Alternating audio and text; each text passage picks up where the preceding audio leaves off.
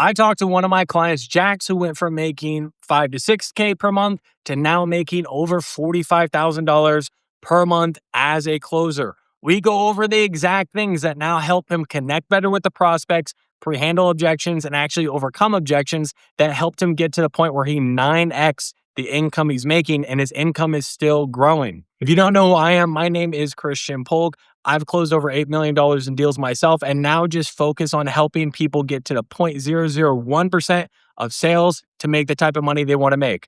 Success leaves clues. So if you're not making the amount of commissions you're looking to be making, watch this video, take notes on what really helped Jax break through. Let's dive into it. So just first and foremost, go ahead and introduce yourself and what exactly do you sell? Yeah, my name's Jax Heaton. I'm living over here in Mexico, and right now I'm selling a career transition for individuals that want to get started in the coding space.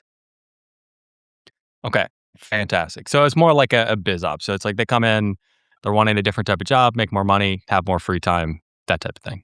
Yeah, exactly. Okay. And I know January you hit your highest month. February you took a little bit of a step back. What did you hit in commissions for January?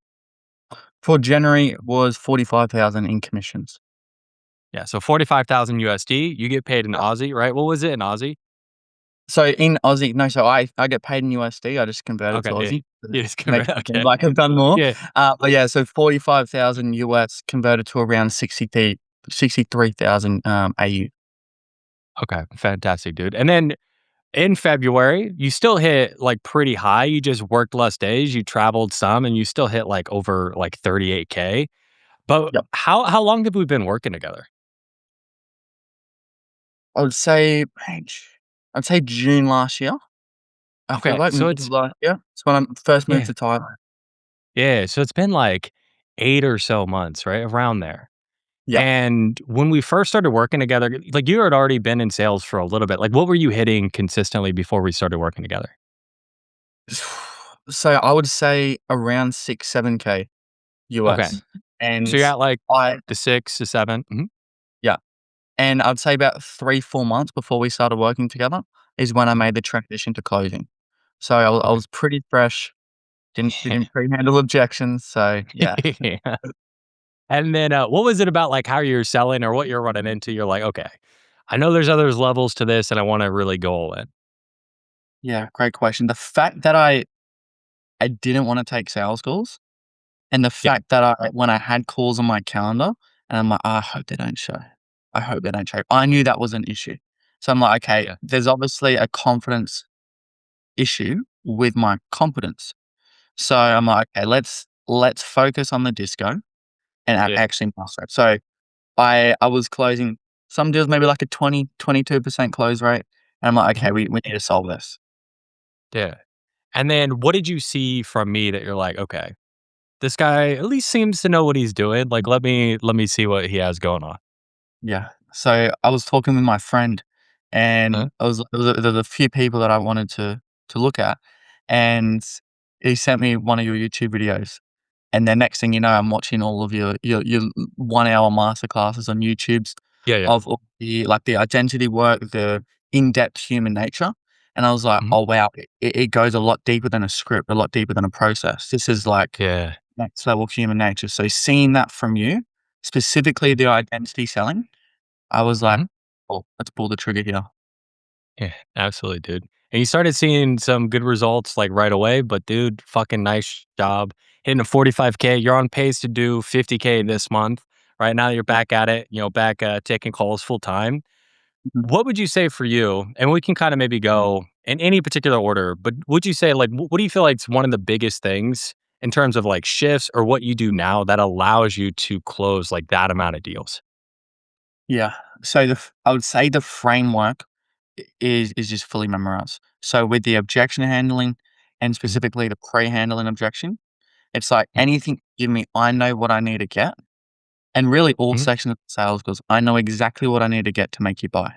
And I know how to ask my questions in a certain way to mhm, get you the response I need. And getting the mhm, response I need is going to convert into the deal. So mhm, really just being a chameleon in that sense of getting mhm. what I need and then moving on. Because I remember one of our first core reviews, I would ask like, "Oh, why now?" what shifted? There Mhm. wasn't a good response, and I would move on, and I'd accept it. Yeah. And now I don't accept it. Yeah. And you being able to know it like frontwards, backwards, know what you actually need out of the conversation. How do you show up differently? Like before you're like, "Oh, I don't know if these people like even if I want them to show up." Like how do you show up to your calls now? Oh, so much better. Like 10 out of 10 state control. Like, don't get me wrong, you always get some days where you're like, "Okay, you need to take a Mhm. quick reset," but Yeah. 95% of my calls, really all of them, I Mhm. I'm selling the conversation. I'm not worried about Mhm. the next question on my script. It's like, "What did you say? How did you say it? Like, why did you say it that way?" It's like just Yeah. the presence is next level, Mhm. and the frequency, the positive, vibrations on that call, hands down, like a 10x, put it Yeah. like that. Yeah, because when you have, like, everything memorized, you know exactly where you're going, like, all you have to focus on now is just the person, their tone, and just the little nuances, like, how do you go ahead and change it? Mhm. So, yeah, that's a really big step, get it down, and then for you, because we worked a lot on getting the structure down, like, very, more earlier on, and we really started to work on that. What do you feel like after you got the structure down really helped after that? Like, after you have the structure down, what do you feel like really helped you take it to the next level? The objection finding and, pre-handling objections. I would say Mhm. that was the single most valuable thing I got. I Mhm. said before, I'd never knew how to, Yeah, "Oh, so you didn't have time back then, oh, you got time now? Cool." Like, that's how I would handle it and yeah, move on. yeah, But now it's like, we're gonna consequence it, like, are you committed to yeah, overcoming it? Are you sure? Like, is it yeah. time for a change? It's like, I would say 75, 80% of my deals actually, yeah. No, I would say 60 to 70% of my deals are Mhm. objectionless or Yeah, logistics. And yeah, logistics, like with the finance company, you got pending docs. So yeah. it's a process there. So really the objection finding and the pointed objection handling. So those are the 2 biggest things. Yeah, well, let's dive into both of them, right? Like, why do you feel like it makes it easier to handle objections before, like, you pitch and drop price and get into objection handling? Why do you feel like it's easier in discovery? Oh, you've got so much more leverage. The prospect, it wouldn't be perceived like, "Oh, you're trying to take my money now because there's money on the line." Mhm, It comes from the standpoint that like, "Oh, I'm actually trying to help you. Doesn't matter what we mhm, do right now. This is about you. I'm mm, trying to help." And as soon as we go through pitch and then we drop price, it's now like you kinda lose that frame in a sense. It's not like I'm trying to help you. They don't perceive it as that. It's like, "Oh, yeah, he just the money now." It's like if we can pre-handle all of that at the top end and we get to the end, and there might be like a little bit of doubt, quick yeah, loop, back closed. yeah, right. It just makes it so much simpler. You attack the Yeah, beast before it gets too big. yeah, And exactly. then when we're talking about pointed objection handling, right? Mhm. What do you mean by pointed objection handling? Well, I didn't really have a structure. It was like I'd Yeah, hear some reframe and I'm like, "Oh, yeah, let's just reframe," and then I yeah, reframe again, and then I ask for order, but it hasn't been like I need a reframe, I need a consequence, and then get the commitment, ask for order. Like, there's no point in doing 5, 6 reframes, you're on there for 10, yeah, 15 minutes, and then you ask yeah. for orders. Like, all you need is that one shift. "Okay, let's temp check, Uh-huh. ask for order. Cool, we're good to go? No? Awesome. Well, let me do a different process." And it wasn't blind objection handling anymore. Yeah. It's Yeah. systematic, right? Like they Exactly. have beliefs. All you're doing is shifting the beliefs and you just got to Mhm. know how to shift them. And then it just becomes so much simpler. So that way Yeah, people actually close. Uh, exactly. Oh, that's good, bro. Uh, okay. So we talked about like the structure, objection handling. I know one of the biggest things as well that I think like really helped you take a jump was like getting on a really, really solid offer and then being able to really like lock in. You were like in Southeast Asia, like I am now, but now you're in Mhm. Mexico, time zone really locking in. Can you tell me more about kind of like what that experience was like and how getting on the right offer really helped unlock some of the stuff for you as well? Yeah, exactly. So I was living in Southeast Asia. I, had my boxing fight, like, that was a huge goal, and I was on Hmm. Australian visa. So, obviously paid in Yeah. AUD, we don't have the financing, tall poppy syndrome, the prospects aren't like they are in the US. And then it shifted after my fight. I'm like, "I need to go all in, like, Mhm. 12, 14-hour days, 7 days a week, and I need the EST time zone.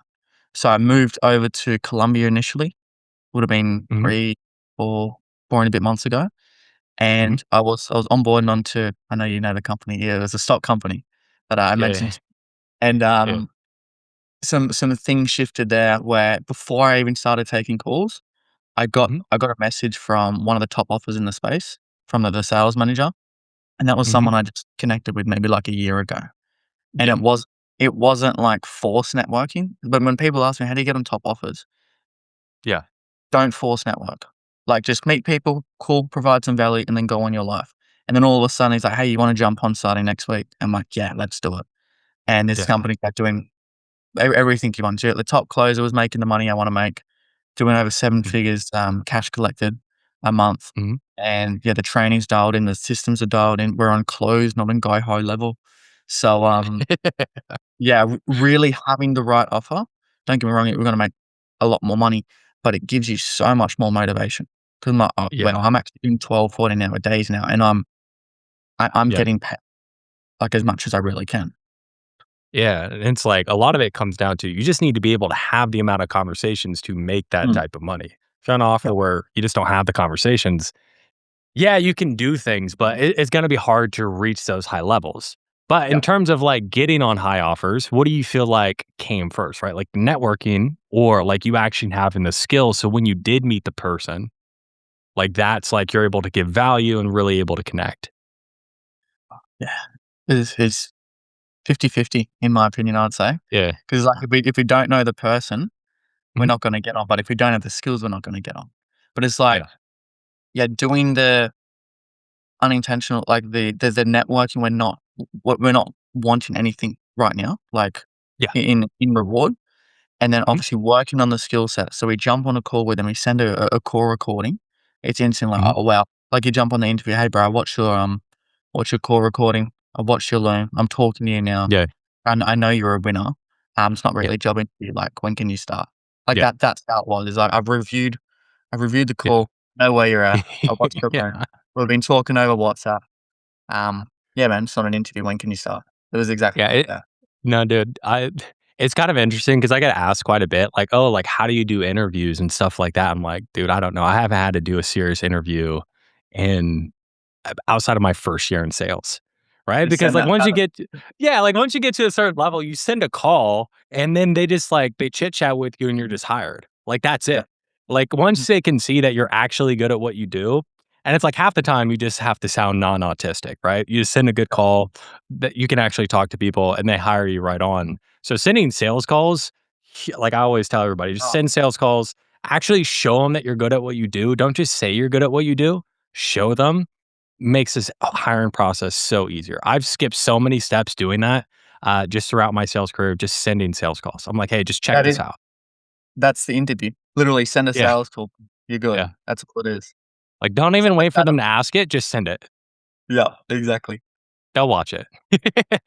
100%, 100%. Alright, cool, cool, cool, man. Well, is there anything else, like, you wanna share? Like, if anybody's thinking, like, "Hey, like, I'm stuck around, like, the 6 to 7K," like, what would be the steps that they would need to take in order to break through and start making 40 plus thousand per month? Yeah. So, biggest thing that I've learned personally, especially going through your program and mastermind, Mhm. it's not just sales. It is complete self-mastery. So, like, we need Yeah, all aspects of life dialed in, like our sleep, what we do off call, the sales training, the sales drilling, need to be working on the low-hanging fruit. And that's what I learned working with Christian. So if you're on the fence, you don't know what yeah, move to, or you're kind of in a little bit of analysis paralysis, who should I go yeah, with? Just know that going with Christian and his mastermind, like, you've got all aspects of life covered, and not only will make you a much better closer, but a much better person in other areas of your life. yeah, 100%, right? Like, that's what I always focus on, just, like, lowest hanging fruit, quickest path to make more money right away, right? Let's not Yeah, make life harder on ourselves. yeah, exactly. Yeah, Yeah. 100%. Well, we can wrap it up here. Solid fucking interview, bro. I'm proud of you. I'll be back in the US, uh, here at the end of the month. Yeah. I'm thinking about setting up like a, like a meetup or some shit like that. Can you get into the US? Yeah, Are bro, of Aussies course. allowed in the US? I've got that ESTA sorted, we're all good. for sure. Yeah, okay, But okay, I just okay. yeah, I'm in. But I just wanna say, bro, thank you for all the like, Yeah. I know we've had one-on-ones. Thank you for all the Uh-huh. ongoing support and the value that you put Yeah. into the mastermind. Really been life Yeah, changing. 100%, dude. Yeah, like, we'll have to get you, I'll have to figure out exactly what the logistics are, like, once I'm back in the US, probably, like, Arizona or some shit like that. I wanna get at least, like, a good chunk of the guys who have hit in, like, those higher months, maybe, like, just, like, an in-person, like, 3-day training or some shit like that.